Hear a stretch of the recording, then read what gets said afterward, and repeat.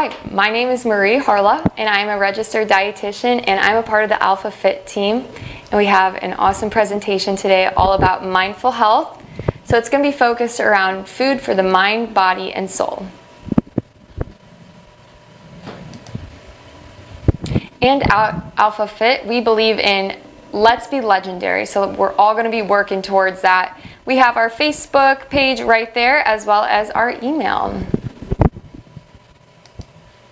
To get started, a professor once shared this with me. Sharing food with one another is to share the gift of life. And this is something I want us to keep in mind as we go through this presentation. Everybody has to eat. That's how we keep our bodies running. But eating is so much more than that.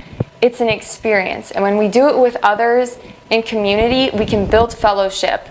So let's keep that in mind, that in order to fuel our bodies, yes, we need food, but it's also something that brings us together as humans. A few learning objectives to get started. So we're going to understand the benefits of properly fueling the mind and body. We're going to learn how to build a balanced meal. What does that even look like? We're going to define mindful eating and hunger cues, and then we're going to learn how to recognize that in ourselves.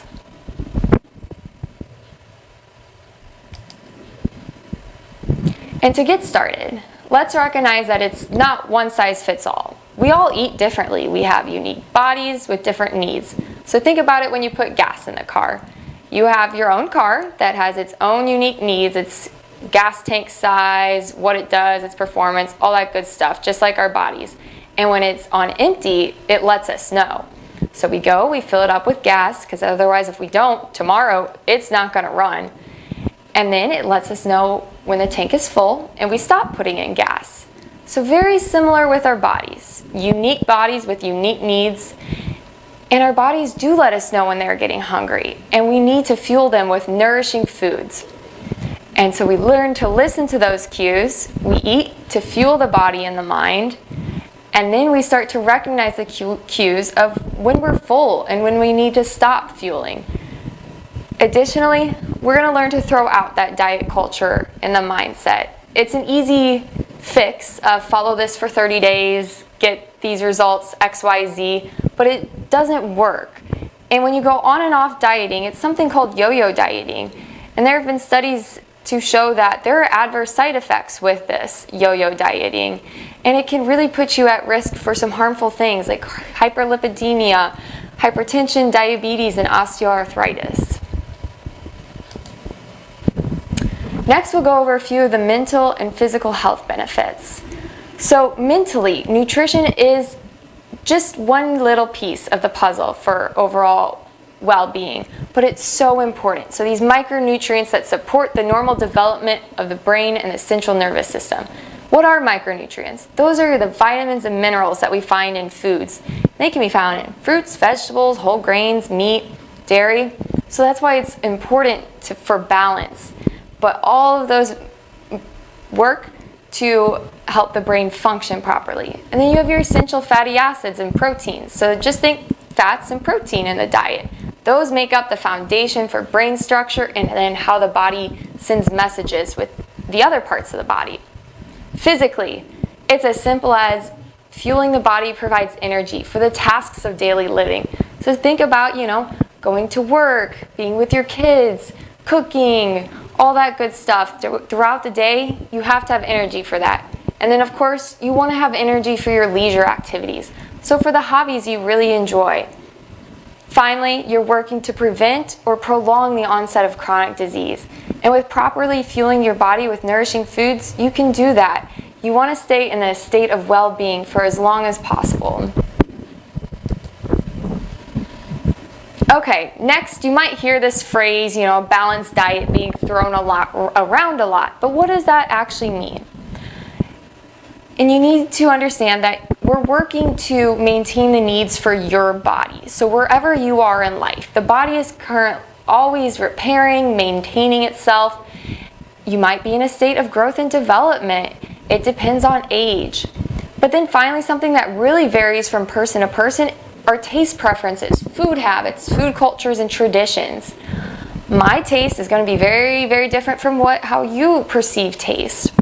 And that's something to keep in mind. And if you do have traditions or cultural practices, keeping that alive is so important, and food is always at such a center of that. So respect those different unique needs between one another. And when you do build a balanced meal, try to include as many food groups as possible. So your basic food groups of fruits, vegetables, grains, protein, dairy, all of that. And when you build a meal, you're taking a little bit from each of those food groups. And variety will be key there. Try new foods. You never know what you're gonna like. Even if you didn't like it at one point of your life, your taste buds are constantly changing. And it can be really fun to try new recipes, try out those new ingredients, and build some fun meals. Okay, now jumping into what is mindful eating. Also something that might be a little bit of a buzzword. But for a moment, I want you to imagine eating a certain food. So just picture it in your mind, and now use all of your senses. You can see that food, you can smell it, you can touch it if you're picking it up, or the mouth feel when you're eating it. And then finally, auditory. Does it make a crunching noise when you're chewing it? So eating is such a process. It's an experience too. When you're truly immersed in what you're eating, you'll learn that you become way more satisfied with what you're eating too. And it's important to understand to cut out some of those distractions while you're eating. Do you eat with the TV on, or while you have headphones in, or are you busy scrolling on your phone or reading the newspaper? While it's fun to multitask and try to do that all at the same time, it can really pull away from that eating experience. So my challenge for you all is maybe even one meal a day, get started with. Try to cut out all those distractions and really just immerse yourself in the eating process. And I've thrown it out a little bit already, but we're going to learn now how to recognize hunger cues.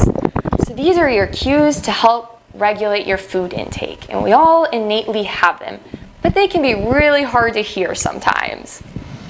And understand that it's both physical and emotional cues that you're going to have in your mind as well in your body. So when you are famished or hungry, and you know how that feels, it's uncomfortable. You can even feel shaky or have a headache. There's an urgency to eat within your body. And then once you do start eating, your hunger and appetite will begin to go away. Some of those physical feelings, maybe you feel the emptiness subsiding, you feel relief and satisfied, and food may even stop tasting as good, and you're ready at that point to push the plate away. And then on the other end of it, you do feel full, and those feelings can be pleasant and a filled up sensation. If you continue eating past that point, it can become uncomfortable too, and you realize, oh, I am feeling stuffed. And these are all things to just be aware of while you're eating, and something to practice. And finally, learning how to honor your body.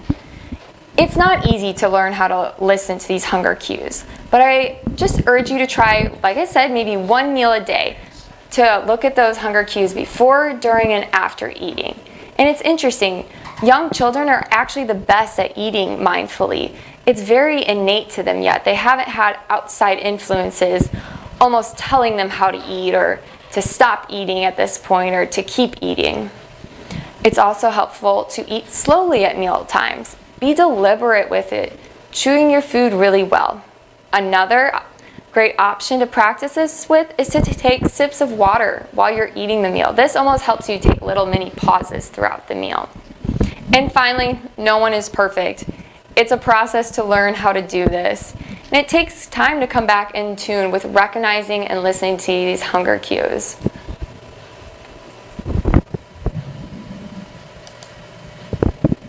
And that's it for now. Thank you everyone for joining along. We will have some more great webinars to keep following up with Fueling the Body. We're going to be learning how to budget and be able to still build really nourishing and tasty meals together. We're going to learn how to incorporate exercise into these healthy lifestyles. And we're really happy you're here for this journey with us, and we're excited to take you along with Alpha Fit.